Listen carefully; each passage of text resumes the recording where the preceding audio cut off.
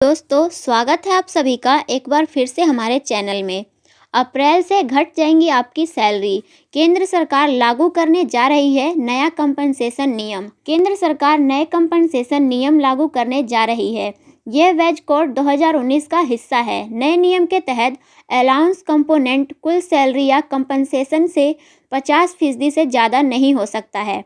सरल भाषा में कहे तो कर्मचारियों की बेसिक सैलरी कम से कम 50%। केंद्र सरकार नए कंपनसेशन नियम लागू करने जा रही है।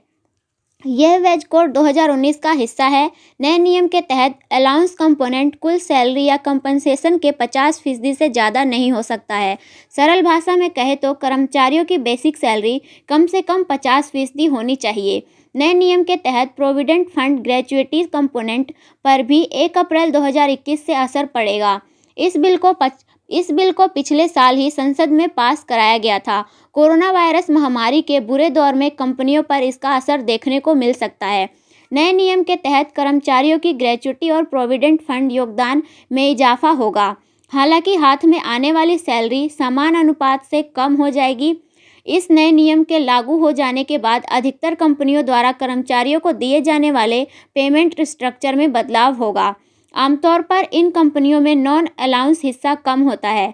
कुछ मामलों में तो यह 50% से बेहद कम होता है। नए नियम की एक अच्छी बात यह है कि टेक होम सैलरी घटने के बाद भी रिटायरमेंट के बाद मिलने वाला फंड बढ़ जाएगा। वर्तमान में अधिकतर कंपनियों में बेसिक सैलरी की तुलना में अलाउंस कंपोनेंट ज़्यादा होता है। इसी वजह से केंद्र सरकार ये नियम लागू करने जा रही है। प्राइवेट सेक्टर में कर्मचारियों पर सबसे ज़्यादा असर पड़ेगा। इस नियम के बाद कंपनियों के खर्च में इजाफा हो सकता है, क्योंकि उनकी तरफ से प्रोविडेंट फंड और ग्रेजुएट का योगदान बढ़ जाएगा। नए वेतन नियमों के तहत कर्मचारियों की सैलरी स्ट्रक्चर में बदलाव करना होगा। इस समय देखा गया है कि सैलरी क्लास लोगों का 40% हिस्सा EMI चुकाने में ही चला जाता है। मेट्रो सिटी में लोग होम कार और पर्सनल लोन लेकर अपनी ज़रूरतों को पूरा करते हैं, तो ऐसे में इन हैंड सैलरी कम होने से लोगों को काफ़ी परेशानियों का सामना करना पड़ सकता है।